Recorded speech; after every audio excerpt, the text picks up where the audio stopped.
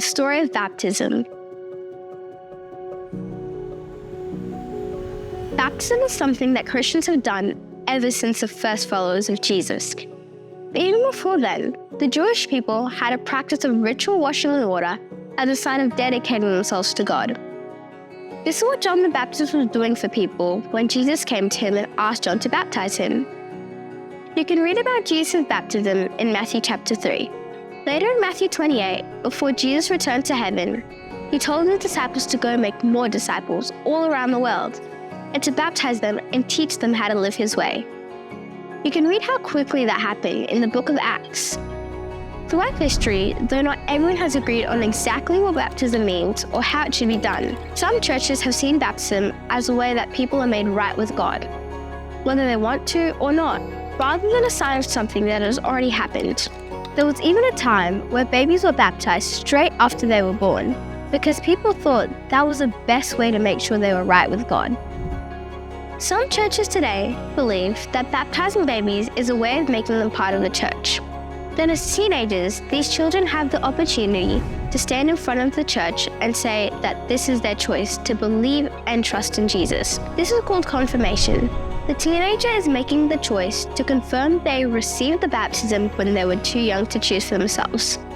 Some churches baptize people by simply sprinkling water on their head, while other churches baptize people by immersing them in water.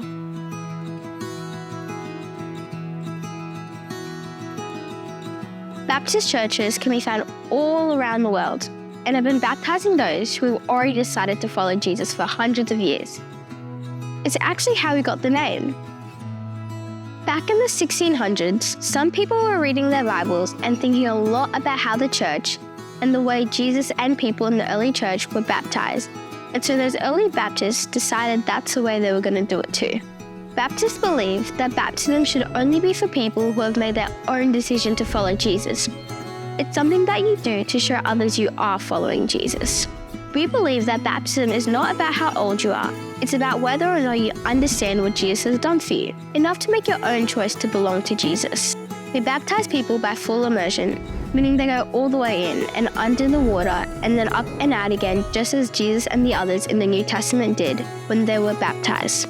The Apostle Paul in Romans chapter 6 talks about baptism as a way of going down the water like Jesus' burial and coming up out of the water like rising into a new life, just as Jesus' resurrection.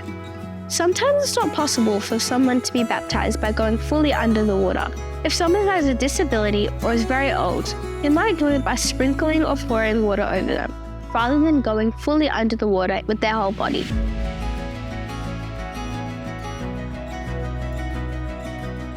Baptism says you are all in for Jesus, and is your response to God's love. To show others that you fully put yourself into Jesus' hands, is letting everyone know that you believe Jesus is the one who puts things right between us and God. It's about demonstrating that He is the King of your life, your Savior, your Lord.